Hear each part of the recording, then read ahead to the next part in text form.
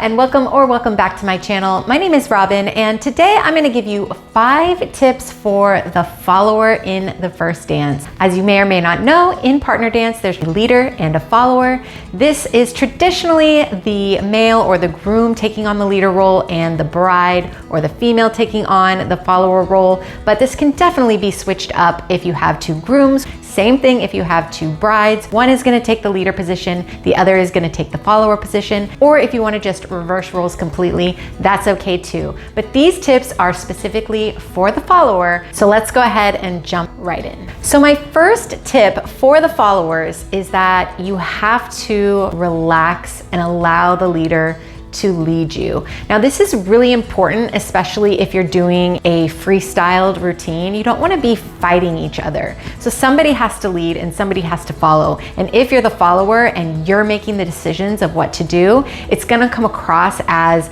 a fight and you're not going to have a nice and smooth dance. So if the follower is super relaxed and the leader is super clear, then your dance is going to flow effortlessly. Now, if you're doing a choreographed routine, I would say as a last resort, if you need to on the day of your performance, if the leader is forgetting what is coming next and you're the follower and you know what comes next, sure, you can do what we call in partner dance back lead, and you can help the leader along just by sort of initiating that next move. But in practice, it's a good idea to not do this, to allow the leader to actually lead those moves. The reason why you want to do this is because it's going to challenge the leader to have to step up and take responsibility for what move comes next. The leader has to know the dance for themselves. So especially in practice, you really have to allow the leader to do their job by being submissive. All right, tip number 2, practice your spins. Oftentimes the follower is going to be spinning in a variety of directions, in a variety of different ways, and you want to make sure that your spins are smooth so that it makes it easier for the leader to lead you. And I do have a video all about spins, how to make your spins smoother and how to practice for them, but I'm just going to give you a couple tips here. One, you really want to find your core and strengthen your core. If you're releasing that core and letting everything sort of just hang out, it's just going to make those spins a little bit more challenging. Also, when you're spinning, you want to use opposition. So you want to be pressing down into the floor as you're thinking of the top of your head as going up. So you have 2 directions going at the same time. Your shoulders are also pressing down as your ears are lifting up and away. Your core is nice and strong and you're pressing down into the floor. If you have high heels on, don't just think that the high heel is going to elevate you onto the balls of your feet and that's it. You don't have to do anything else. You still want to push the balls of your feet into the floor and lift those heels off of the floor so that you have less friction in your spins. And the last tip I'll give you on this tip is that you want to practice spotting. Spotting is when you're looking at your partner or in whatever direction that you're spinning, and you look at that thing for as long as you can as you're turning your body, and then when you can't twist anymore, you snap your head around to come back to the spot that you were looking at. And this just helps make your spins tighter. It keeps you going in the direction that you need to go in so that you're not all over the place, and it can prevent you from getting dizzy. So spotting is a great technique to practice. Again, I'll link my video below that breaks all of this down. But if you are good at spinning, it's really gonna make you a better follower, a lot easier for the leader to lead. Okay, so moving on to tip number 3. Whenever you have a free arm, feel free to style it and actually extend the arm and extend through your fingertips. And there's a specific way that I like to extend my fingertips. I like to extend my fingers this way, just putting the middle finger down slightly, extending through the knuckles so that you're not like this, but extended all the way up, and then attaching your thumb, thinking of attaching it to that middle finger. It doesn't have to be attached all the way, but moving the thumb towards that finger so that you have a nice line that looks like this. So whenever I'm extending, my line is finished off instead of just dead like this. So you want to extend extend the line, extend the arm all the way through whenever you're reaching out to the side. You can also do this, which is kind of like a flexed position with the hand, and put it down by your side. Like when you're walking around in a circle around your partner, this flexed hand position is just a good way to finish out the line and do something stylish with your hand.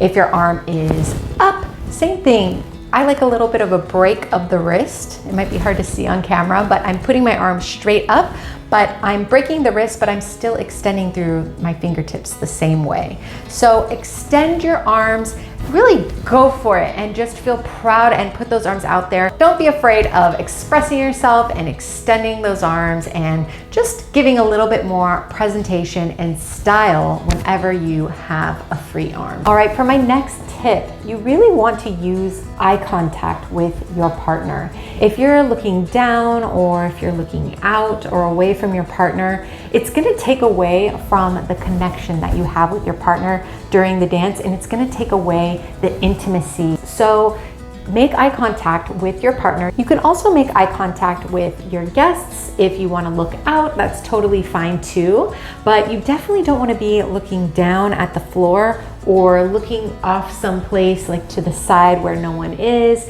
just not making any connection with anybody. You want to make sure that your eye contact is strong, and I would highly suggest that for most of the dance, you're looking at your partner, because this is an intimate dance between the two of you. This especially comes in handy, as I said before, when you're doing spins and you're practicing your spotting, that you're keeping your eye on your partner so that you're going to the right place during your spins.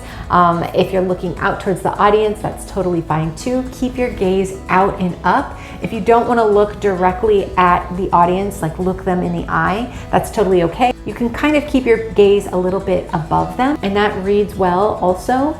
But again, you don't want to be looking down at the floor. It's really going to make you look less confident, and it's going to take everybody else's eyes to the floor as well. It's going to take away from your connection with your partner. And for my last tip, I highly recommend practicing in your attire as much as you possibly can. Now, this is one of the tricky things about a first dance, is that traditionally the bride cannot show their dress to the groom before the wedding day. This can also be if you're wearing a pantsuit. I've seen splits up the pants before, and that's no fun either. So this is always a bit of a challenge, but there are some workarounds.